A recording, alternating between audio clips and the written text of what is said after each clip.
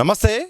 రంగారెడ్డి జిల్లా షాబాద్ పిఎస్ పరిధిలో సంచలనంగా మారిన 6 హత్యలు చేసిన నిందితుల కోసం అయితే మాత్రం ఇటు పోలీసులు అయితే మొత్తం తీవ్రంగా గాలింపు చర్యలు కూడా చేస్తున్నారు.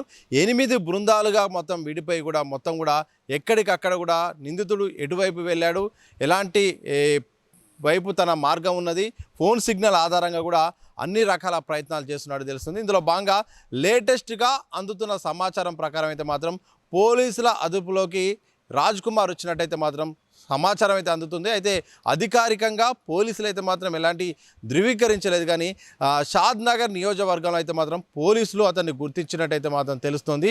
సరే, ఈ విషయం కంటే ముందైతే మాత్రం ఇటు ప్రధానంగా శ్రీశైలం వైపు వెళ్ళాడు అంటూ కూడా ఒక వార్త అయితే కనిపించింది. ఎందుకంటే ఇటు పోలీస్ స్టేషన్ పరిధిలో అందుతున్న సమాచారం ప్రకారం అయితే మాత్రం నందిగామ లేదా శ్రీశైలం వైపు అయితే మాత్రం వెళ్ళినట్టు ఫోన్ సిగ్నల్ ఆధారంగా కారు నుండి దిగిన సందర్భాన్ని బట్టి అయితే మాత్రం పోలీసులు గుర్తించారు.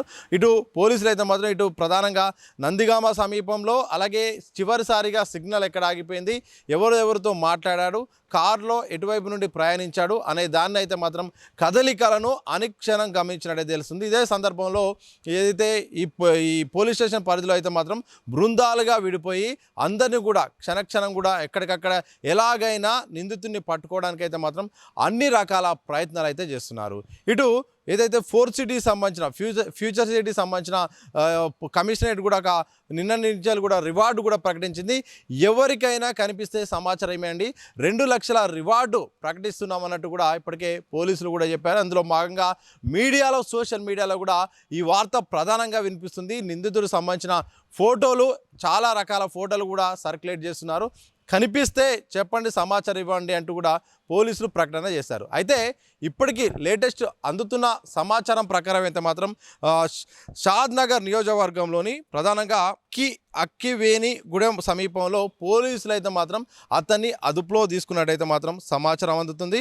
ప్రధానంగా అతడు మాస్క్ ధరించి, ఎవరితోనో మాట్లాడుతూ మాస్క్ ధరించి ఉండడాన్ని కూడా గుర్తించిన వాళ్ళైతే మాత్రం టిఫిన్ కోసం వస్తూ అడ్రస్ అడుగుతున్న క్రమంలో కాపుగాచిన పోలీసులు రాజ్ కుమార్ను వెంబడించి మరీ అదుపులో తీసుకున్నట్టయితే మాత్రం ప్రస్తుతానికైతే మాత్రం ఒక వార్త సర్క్యులేట్ అవుతుంది. అది నిజమా కాదా అనేది మాత్రం పోలీసులు అధికారికంగా ధృవీకరిస్తే కానీ తెలుస్తుంది. మరోవైపు ప్రధానంగా నిన్న జరిగిన ఈ ఘటన కారణంగా అయితే మాత్రం దేశవ్యాప్తంగా సంచలనం మారింది. ఎందుకంటే 2 గంటల వ్యవధిలోనే ఏకంగా 6 హత్యలు కావడంతో ఒక్కసారిగా తెలంగాణ రాష్ట్రం ఉలిక్కిపడింది. దెబ్బకు ఆంధ్రప్రదేశ్లో కూడా ప్రధానంగా ఈ అంశంపై కూడా అందరూ కూడా కన్నీళ్లు పెట్టిన సందర్భంగా అనిపిస్తుంది. ఎందుకంటే తన సొంత కుటుంబ సభ్యులు చంపాడు, అలాగే తనపై కేసు పెట్టిన వారిని పగతో కూడా మొత్తం దారుణంగా హత్య చేసిన ఘటన అయితే మాత్రం అందరికీ ఆశ్చర్యాన్ని గురి చేస్తుంది. ఇదే సందర్భంలో పోలీసుల పాత్ర పైన కూడా చాలా విమర్శలు వస్తున్నాయి. ప్రధానంగా హోంశాఖ మంత్రిగా ఉన్న రేవంత్ రెడ్డిపై కూడా ప్రతిపక్షాలు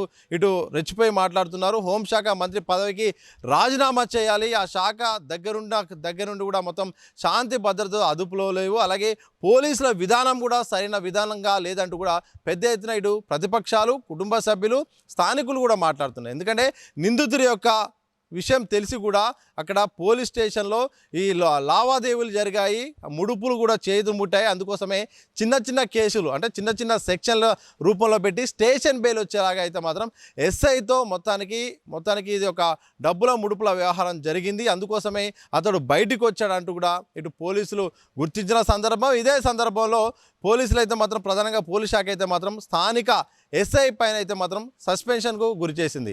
ఈ వార్త మొత్తానికి దీంతో ఒక్కసారిగా కూడా అప్పటి వరకు నిరసన చేస్తున్న కుటుంబ సభ్యులు, స్థానికులు అయితే మాత్రం తమ నిరసనను కూడా ముగించారు. ఇలా మొత్తానికి షాబాద్ సంబంధించిన అంశం అయితే మాత్రం నిన్నటి నుండి వార్తల్లో ఉంటుంది. ఇటు పోలీసులు అయితే మాత్రం ఈ యొక్క కేసును చాలా సీరియస్గా తీసుకున్నారు.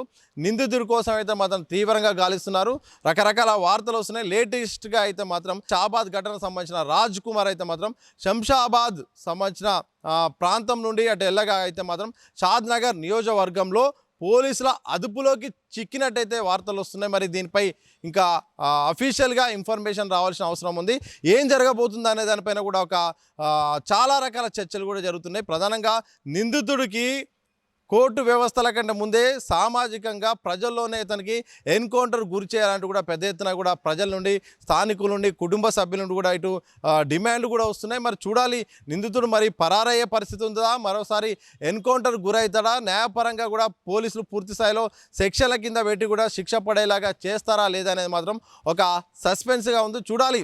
షాబాద్ నిందితుడి రాజ్ కుమార్ సంబంధించిన అంశం నిన్నటి నుండి వార్తల్లో ఉంటుంది.